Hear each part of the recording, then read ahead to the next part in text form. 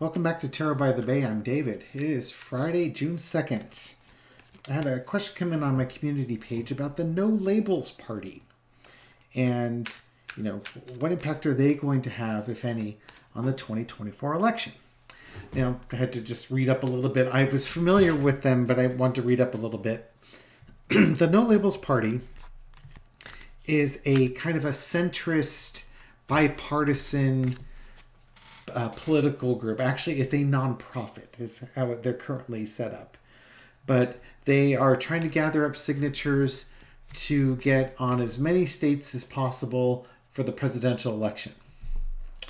And they've made it onto like the Arizona ballot, Oregon, and a couple other states.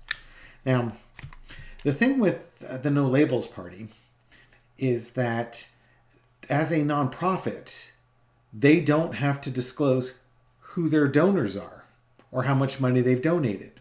So it kind of skirts campaign finance. It skirts finance laws.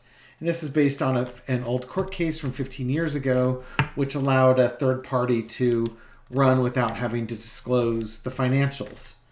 And this thing has grown from that, and they're taking advantage of that. We don't know who they get their money from. We don't know how much they get. You don't know if this is a Republican-funded group that's trying to run more centrist to take votes away from the Democrats. You don't know if it's a Democratic raised group that's trying to get the votes of moderate Republicans who don't want to support the extremists, or if this is just a legitimate group that's trying to form a viable third party in the middle. Since polling shows that a lot of people don't like Biden, a lot of people don't want Trump, that leaves this party to throw your vote away on, I suppose. So those are all the different possibilities. There could be others. But let's ask Spirit if Spirit can give us a little bit of guidance as to the No Labels Party. What's their jam? What are they about? What are they trying to do? Entertainment purposes only. Well, they're trying to stir the pot.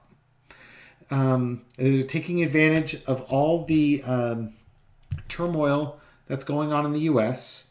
with the polarization of the left and the right. And they might even be trying to keep them polarized because then they seem like the rational party. Okay, we're in the center. We're the party of compromise. And that's exactly how they view themselves. They think that they are the answer to the political turmoil because if they become a viable third-party candidate, they become the kingmakers when it comes time to elect the president. Because we've not had to run into this issue before with the Electoral College. What if it's really close and the No Labels Party has enough electoral votes to determine who gets over the threshold? Here we go. In the past, two aces now. Somebody came up with a great idea and put it into action. Okay, we're going to form this party. This party had an ideal, and I guess they felt there was too much mayhem going on. So they're coming forward with their idea. I'm curious if dark money cards will pop up in this reading or not. So they are going forward with a message, and people are coming to them with money.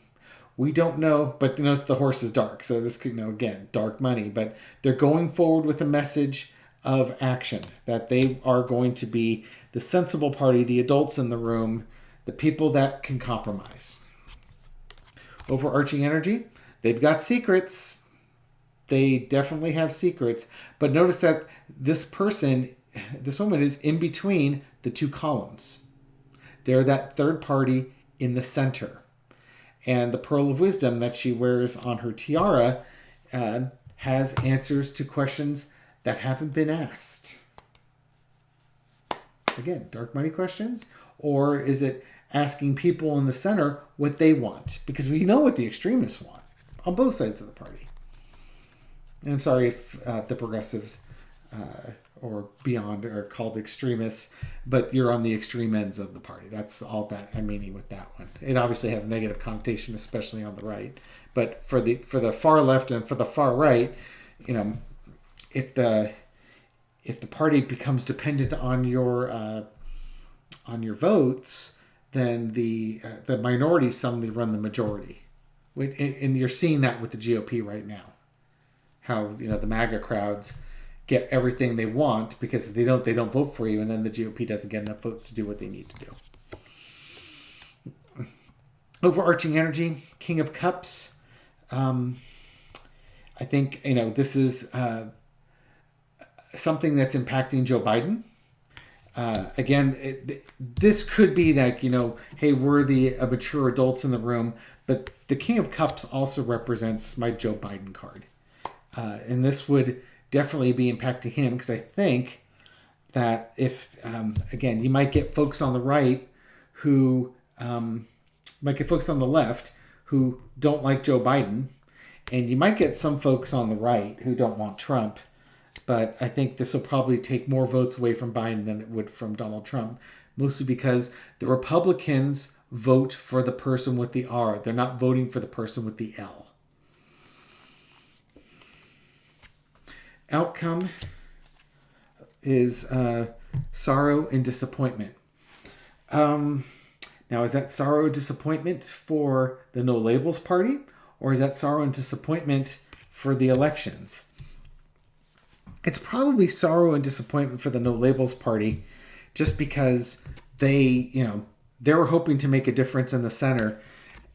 They get some small victories. Maybe they get some electoral college votes, but not enough to do anything. Let's throw some qualifiers on that. They're trying to fight from a position of advantage to get onto these state ballots where they can get on, but it's causing a lot of headaches and a lot of anxiety with it. And there are some secrets. There's some things going on probably with this group that we don't know about yet, but we'll find out. Underneath it is the Page of Cups.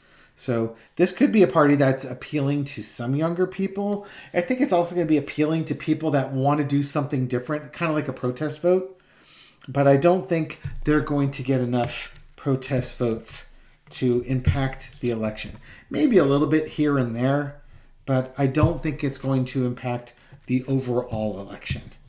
And we'll see how this pans out for the longevity of the party. I imagine if they start losing some court cases and they have to start revealing who's been donating money, that could be the undoing of this party if there's shenanigans going on back there. So just a thought. So that's my thoughts on the No Labels Party. We'll see what happens in 2024.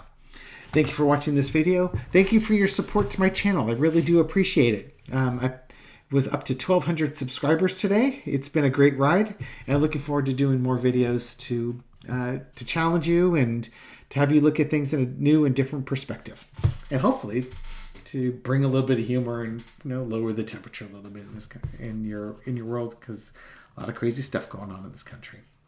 Anyhow, have a great night, and I'll catch you on the next video. Take care.